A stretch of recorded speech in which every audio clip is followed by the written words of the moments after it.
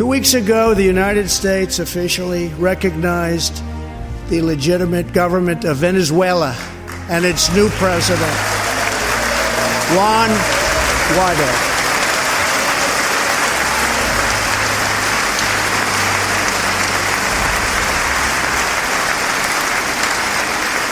We stand with the Venezuelan people in their noble quest for freedom, and we condemn the brutality of the Maduro regime, whose socialist policies have turned that nation from being the wealthiest in South America into a state of abject poverty and despair.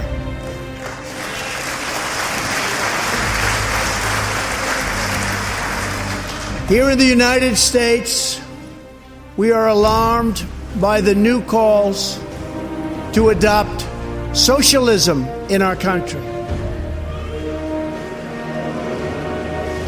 America was founded on liberty and independence, and not government coercion, domination, and control. We are born free, and we will stay free.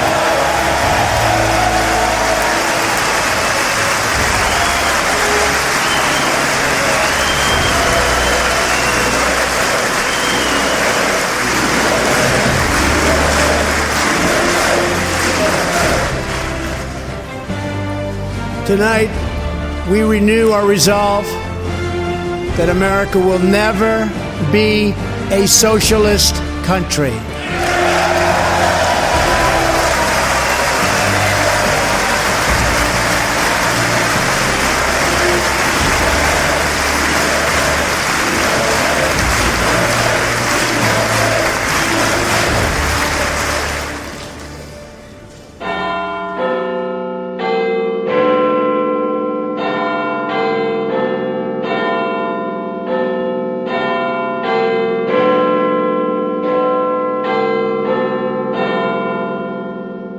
You're listening to A Radio.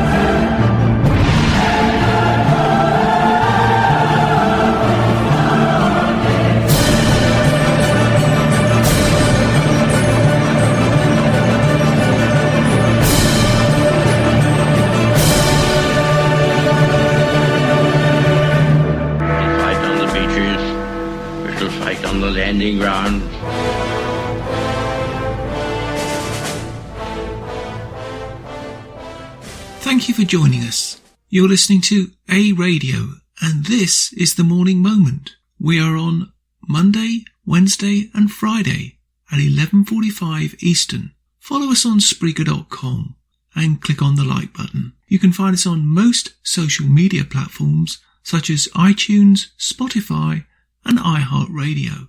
Go to our website, aradio.wordpress.com, for details, where you'll find more content and details on our podcasts and more.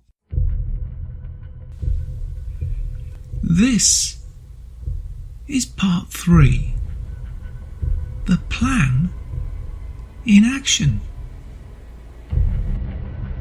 What you're going to hear here is quite long, so overall the podcasts kind of even out. This is part 3. I've called it The Plan in Action. The first piece you're going to hear from is from the AmericanPartisan.com. It's a long piece and it's an important piece. Look it up yourself, read it, do your own homework, and as I said before, the people you hear mentioned here in these pieces are very well known, but the concept itself does not just apply to the United States. Here's that piece. As I wrote about in my original piece, the United States is involved in traditionally scripted CIA color revolution. The main reason for the revolution is not to institute a Marxist rule society as prayed for by the mob, what they're advocating. The rioters Antifa, burn, loot, burn, ABR, or whatever the banner they riot under, are pawns or useful idiots being played by the money men, wait for it, like Soros, Gates and Kerry. They are being played by the folks behind the Great Reset, which the gentleman has written about earlier, which he entitled 2021 America's Future. If you're reading this article for the first time, I recommend you go back. This is where we are in the 7 pillars, and I'll explain the 7 pillars later, but I want you to listen to all this. Semi-autocratic rather than fully autocratic regime. President Trump is not a semi-autocratic leader, as proven by him not mandating edicts during the CCP virus. I guess that means COVID. However, our leaders from the Democrat Party and the mainstream media are calling him a fascist, a dictator, Nazi, blah blah blah. This step is done. An unpopular incumbent. As we have seen, all we seem to hear from the mainstream media, Hollywood, and again the Democrat Party is Orange Man bad. When Trump supporters get together, they are rarely reported by mainstream media. When mainstream media does report on Trump supporters, they are always pointed out as white nationalists and or the failure to wear masks. This step is done. A united, organised opposition. This step is also completed. Let us see. Useful idiots, mainstream media, Democrat Party, they are all there. An ability to quickly drive home the point that voting results were falsified. This will happen on the night of November 3rd into November 4th. It will be driven by riots, mainstream media, and wait for it, the Democrat Party. Enough independent media to inform citizens about falsified vote. The campaign starts Wednesday, November 4, 2020, by our wonderful mainstream media. A political opposition capable of mobilising tens of thousands or more demonstrators to protest electoral fraud.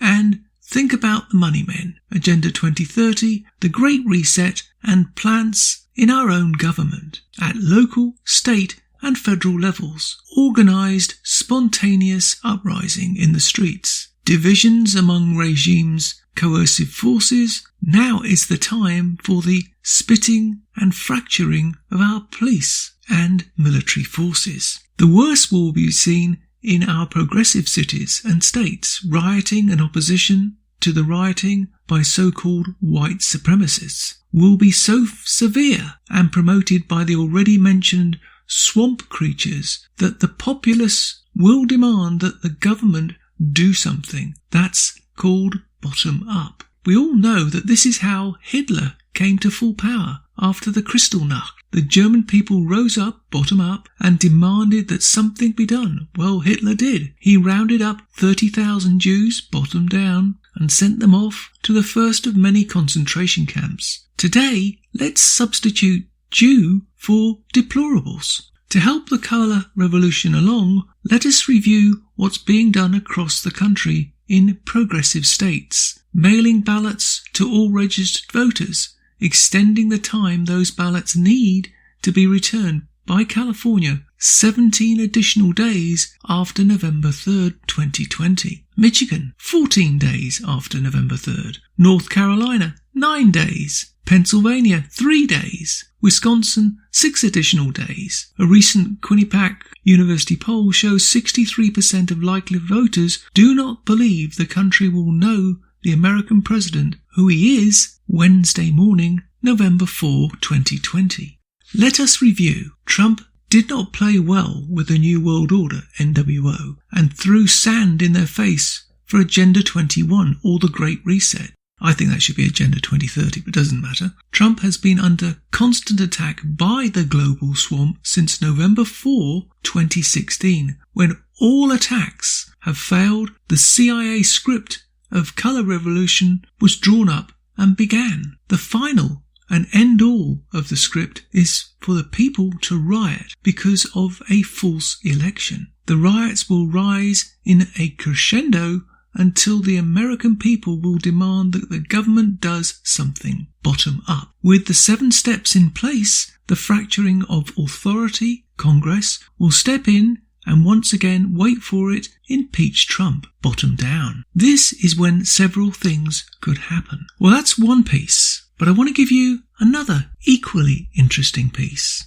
I apologise for any interference, but that's me just scrolling up the information. This comes from pjmedia.com. The heading is John Kerry warns of revolution in November if Trump wins, while he lays down the foundation for it. So American citizens, let me get this right, American citizens are being threatened with riots and a revolution if a democratically elected candidate is elected that they don't like. There's something very wrong with that, isn't there? Anyway, Kerry's comments should not be construed as typical Democrat rhetoric about voter suppression in the current environment, especially when Kerry's remarks specifically accuse Republicans of suppressing votes by denying Democrat voters access to the ballot box. I'm just going to put a little thing in here, and it's a big bugbear of me. And I can't understand why you Americans don't get this. If you show up to vote and you can show a picture of you on a regulated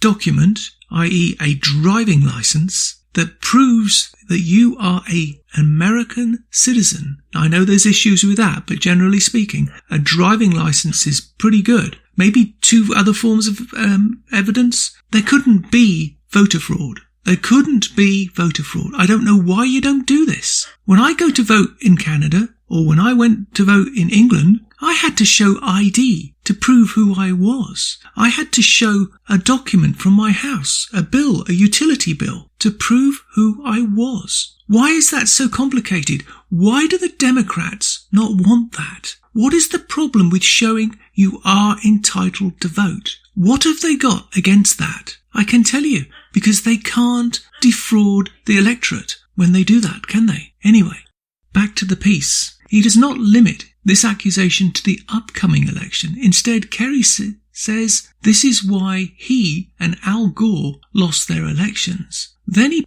paints it as systematic by stating the pattern repeated itself recently in Georgia. No doubt he's referring to a failed gubernatorial candidate, Stacey Abrams. Evidence-free claims of voter suppression in 2018. Despite the assertion being thoroughly debunked, Democrats have repeated it consistently for almost 2 years. Another revolution. To understand why this rhetoric is so dangerous, you have to follow the same history related to the Maidan Revolution in Ukraine and the activities of our State Department in a program called Civil Society 2.0. During the impeachment, I did a fair amount of research into Ukraine and arrived at the same conclusions that Oliver Stone and Glenn Beck did. Pretty odd group to come to a consensus. Now, I'm not going to read all that, but basically the CIA and US agencies and Soros were involved with that revolution. But it doesn't surprise me. Anyway, back to the article. The 7 pillars. Kerry would have been well aware of all of this. As the successor to Hillary Clinton as Secretary of State, Maidan is included in the list of revolutions called colour revolutions. Obama's former ambassador to Russia, this guy's name is important, Michael McFaul, identified the 7 common features of a successful colour revolutions after they first occurred in the states of the former Soviet Union. 1. Need to make a note of these, ladies and gentlemen. I'll read them very slowly and clearly. Number 1. A semi-autocratic rather than fully autocratic regime. 2. An unpopular incumbent. 3. A united, organised opposition. 4. An ability to quickly drive home the point that voting results were falsified. 5. Enough independent media to inform citizens about falsified vote. 6. A political opposition capable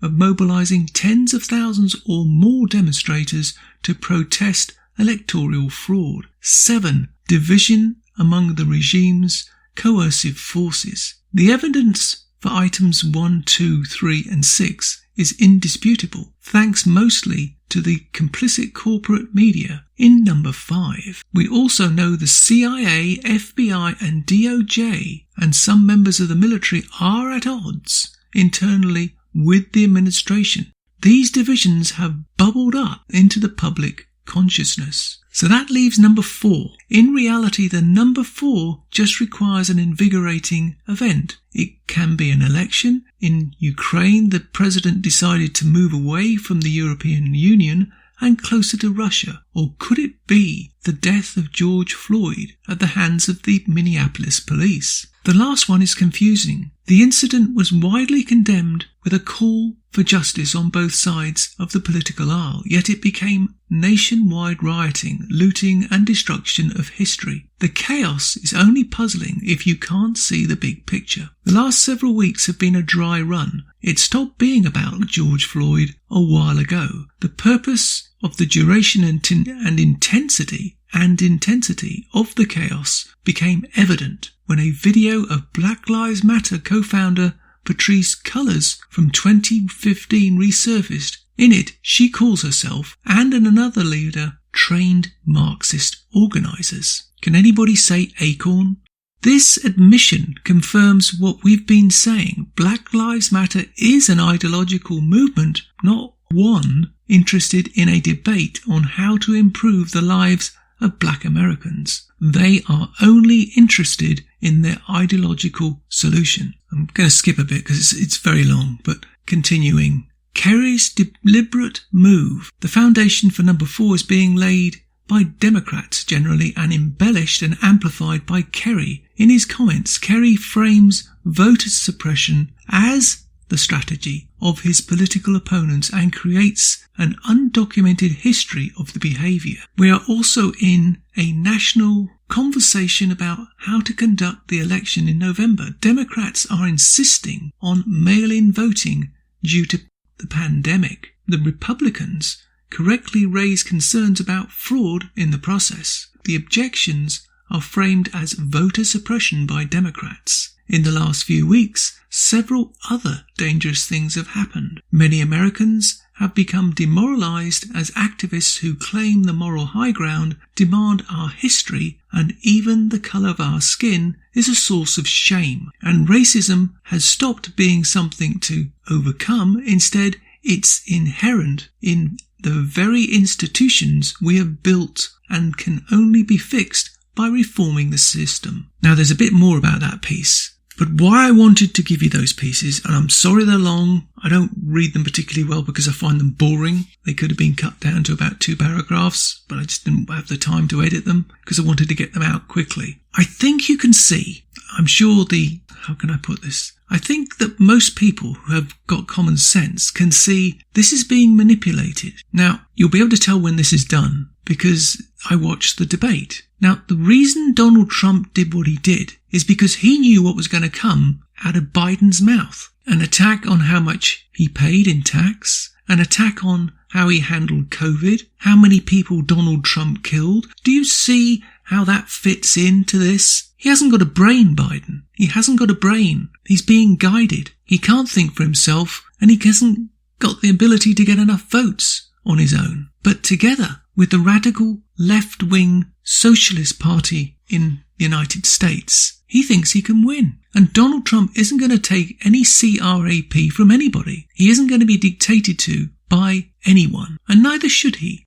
I describe that debate as a hot knife through butter. Trump was not going to be walked on. He was not going to be stamped on. He was going to get his points out. He was going to explain how corrupt Biden was, his son is, the Democrat Party, Obama, Kerry, all of them. He knows, but the mainstream media never report it because they're corrupt. And now the American citizens are finally waking up, and they've got to act quickly and shut it down, because we all know where Hillary Clinton should be right now. And it's not organising a campaign, is it? Take this as a guide of what's going on. And remember, you're not just voting for America, you're voting for all of us. Take care. You can find more at aradio.wordpress.com, where you can find links to us on Twitter, Facebook, Instagram, iTunes, iHeartRadio, Gab, Parler, Spotify, and email. We are continuing to reach out to you, so please pass these links on